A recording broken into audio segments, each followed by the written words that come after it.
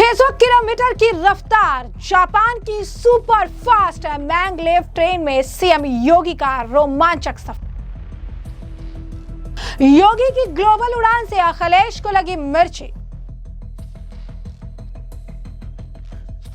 अखिलेश बोले जापान का नाम बदलकर कहीं आदित्यपुरम ना कर दे योगी। तो सीएम योगी आदित्यनाथ ने अपनी जापान यात्रा के आखिरी दिन यामानाशी में हाई स्पीड मैंगलेव ट्रेन का सफर किया।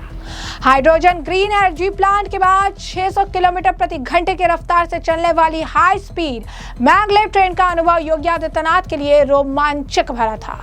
लीनियर मैंगलेव ट्रेन 500 किलोमीटर की स्पीड से चलती है। अभी जापान की बुलेट ट्रेन 300 किलोमीटर की स्पीड से दौड़ती है। लीनियर मोटर का कार 500 की स्पीड से चलती है और अभी की जो जापान की बुलेट ट्रेन है उसकी स्पीड 300 किलोमीटर प्रति घंटा है। वहीं ये लीनियर मैंगलेव ट्रेन चुंबकीय बल यानी मैग्नेटिक फील्ड से चलती है और इसे लेकर कहा जाता है कि हवा में 500 किलोमीटर की स्पीड में उड़ती है। अब ऐसे में आपको बता दें कि सीएम योगी आदित्यनाथ के साथ इस रोमांचक ट्रेन पर जो है सफर कई अन्य लोगों ने भी तय किया। मुख्यमंत्री योगी आदित्यनाथ जापान के दूसरे दिन यामानाशी प्रांत में ग्रीन हाइड्रोजन प्लांट का उन्होंने दौरा भी किया और इस दौरान योगी ने पानी से हाइड्रोजन और बिजली बनाने का तकनीक को भी समझा और इसके बाद उन्होंने सबसे फास्ट मैंगलेव ट्रेन में सफर किया। इस सफर ट्रेन की एवरेज स्पीड 500 किलोमीटर प्रति घंटा थी। सीएम योगी ट्रेन में बैठकर काफी उत्सुक दिखाई दिए। उन्होंने 10 मिनट में 100 किलोमीटर का सफर तय किया। बता दें कि मैंगलेव ट्रेन की टॉप स्पीड 603 किलोमीटर प्रति घंटा होती है। सीएम योगी ने इसे लेकर पोस्ट किया। आप देख सकते हैं कि मैं 501 किलोमीटर पर प्रति घंटे की रफ्तार से सफर कर रहा था। यामानाशी में जापान की एडवांस एससी मैंगलेव ट्रेन का अनुभव किया।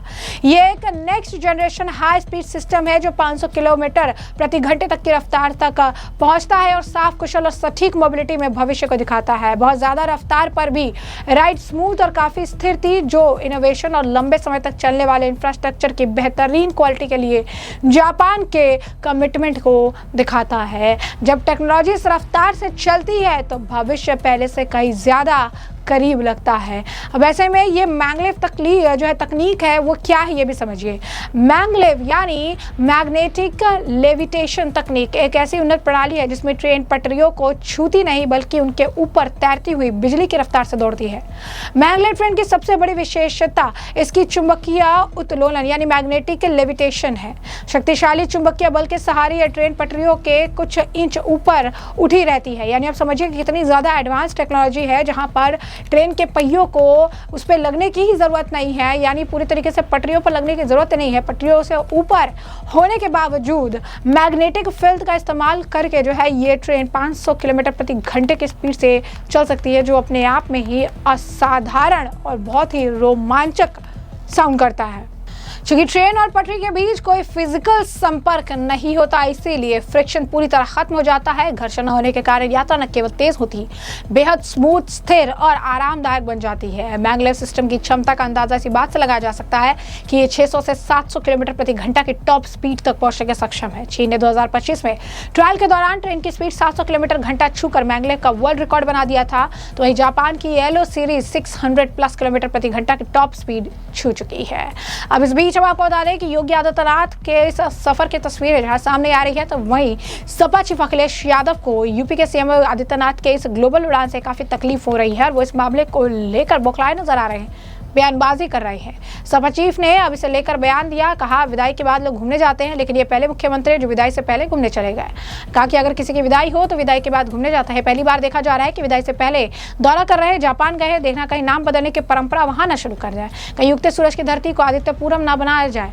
उन्होंने योगी पर निशाना साधा। कहा जापान ने सिंगापुर के दौरे पर टच करते हुए कहा पहले भी 50 लाख करोड़ रुपए के एएमयू होने की बात कही गई, लेकिन जमीन पर कितना उतरा, कितने को रोजगार मिला, इंडस्ट्रियल पॉलिसी के तहत कितने उद्योग आए, कितने को इंसेंटिव दिया गया, कितने फैक्ट्रियां लगी। 9 साल में राज्य सरकार और 11 साल में केंद्र सरकार ने दावों के बावजूद अगर ये निवेश जमीन पर नहीं दिखते तो सवाल उठना स्वाभाविक है। उन्होंने कहा कि वो योगी आदित्यनाथ जो है मतलब जापान गए हैं, मऊ जो है वहां पर जाकर साइन कर रहे हैं, कहीं जापान का नाम मुख्यमंत्री बदल कर आदित्यपुरम ना कर दे। जापान के लोगों को भी इस बात का डर है। क्या कुछ कहना है उनका, सुनिए। देखिए, कानपुर हमारा ऐतिहासिक नगर रहा है और एक जमाने में मैनचेस्टर ऑफ इंडिया कहा गया था। मैनचेस्टर ऑफ इंडिया, यहाँ की मिल्स बंद हैं, यहाँ के कारोबार ठप है, और आज भी इतनी खराब परिस्थितियों में भी यहाँ के उद्योग कारोबारियों को हम बधाई देते हैं जिन्होंने अपना कारखाना उद्योग चलाते रहे हैं। और जो सरकार दावा करती है कि हमारी इतनी एमएसएमई है, लेकिन अभी भी सरकार की गलत नीतियों की वजह से लोग रजिस्टर्ड नहीं हैं। तो रजिस्टर्ड एमएसएमई ज्यादा हैं अनरजिस्टर्ड, और रजिस्टर्ड कम हैं। और फिर जब इन्वेस्टमेंट की बात कर रहे हैं, कानपुर में कितना इन्वेस्टमेंट आया, और जो इन्वेस्टमेंट आ भी रहा है आज वो पुरानी इंडस्ट्रियल पॉलिसी के तहत आ रहा है।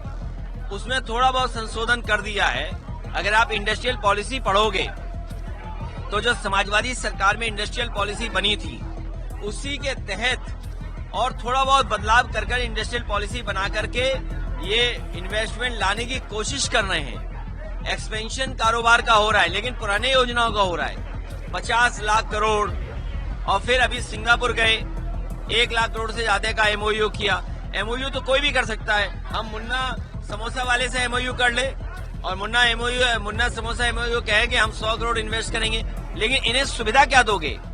इन्हें आलू सस्ता दोगे क्या? या हींग हमारी सस्ती अफगानिस्तान से लाओगे? या शुद्ध हींग दोगे इन्हें? या इनका तेल अच्छा होगा, घी अच्छा होगा? तो सुविधा क्या दोगे? अगर सुविधा दोगे तो आपके यहाँ बिजनेस आएगा। लेकिन जिस तरीके से फ्री ट्रेड एग्रीमेंट हो रहे हैं और जिस तरीके से अमेरिका के दबाव में जो इन्होंने फैसले लिए हैं, हमारा उद्योग कारोबार चौपट हो जाएगा। हमारे देश का न केवल जमीन छीन रही है चीन, बल्कि हमारा बाजार भी छीन रहा है। और जिस तरीके से, जिस रफ्तार से चीजें बदल रही हैं, हमारे कल्चर पर, हमारे ट्रेडिशन पर ये प्रश्न लगने जा रहा है। भारतीय जनता पार्टी हमारे देश का जो सबसे बड़ी पहचान है कि हम मिलजुल करके रहते हैं, हम भाईचारे के साथ रहते हैं, हम अलग जाति धर्म के लोग हैं फिर भी एक साथ मिल करके रहते हैं, उस ताने बाने को बर्बाद करना चाहती है। लेकिन हम समाजवादी लोग लोकतंत्र को बचाएंगे, समाजवाद को बचाएंगे और सेकुलर फैब्रिक को मजबूत करने का काम करेंगे। फिर मैं कहता हूँ, एक कचौड़ी एक समोसा, ढोंगी जी पर है नहीं भरोसा। भारतीय जनता पार्टी से झूठा कोई नहीं है। अगर कभी भारतीय जनता पार्टी की बात पे यकीन करोगे तो आप बर्बाद हो जाओगे। इस देश की जनता ने भरोसा किया कि नोटबंदी के बाद भ्रष्टाचार खत्म हो जाएगा। अब तो कहानी ये चली है कि हथेली गरम पुलिस नरम, और इनके बड़े बड़े लोग भ्रष्टाचार में शामिल हैं। ये लोगों की, दूसरों के घर मकान बिल्डिंग गिराते हैं, लेकिन ये अपने ही लोगों से कब्जा भी जमीन करवाते हैं। कानपुर में सबसे बड़े लैंड माफिया, तालाब पे कब्जा करने वाले भारतीय जनता पार्टी के लोग होंगे। इसलिए कहूंगा, खाओ कचौड़ी और समोसा, खाओ कचौड़ी और समोसा। तो जैसा कि आपने उनका बयान सुना, आगे ये भी कहा उन्होंने कि जनता ने भरोसा किया कि नोटबंदी के बाद भ्रष्टाचार खत्म हो जाएगा, लेकिन हुआ क्या? अब तो कहानी ये है कि हथेली गरम पुलिस नरम। ये सरकार तो अपने लोगों से ही भ्रष्टाचार करवा रही है। तो ऐसे में आपने देखा किस तरीके से एक तरफ योगी आदित्यनाथ जो नेशनल से इंटरनेशनल तक पहुंच चुके हैं और जापान के टोक्यो और अलग अलग जगहों पर जा रहे हैं और एक रोमांचक सफर तय कर रहे हैं। दूसरी तरफ अखिलेश यादव को इस बात की इतनी सता रही है कि योगी आदित्यनाथ का ये ग्लोबल सफर जो है इस वक्त चर्चा का विषय बना हुआ है, और वो योगी आदित्यनाथ को लेकर टिप्पणी करते दिख रहे हैं, जैसा कि आपने सुना भी। और अब इस पूरे मामले पर अब आपकी भी जो राय हो हमें कमेंट सेक्शन में कमेंट करके जरूर से जरूर साझा करिएगा। धन्यवाद।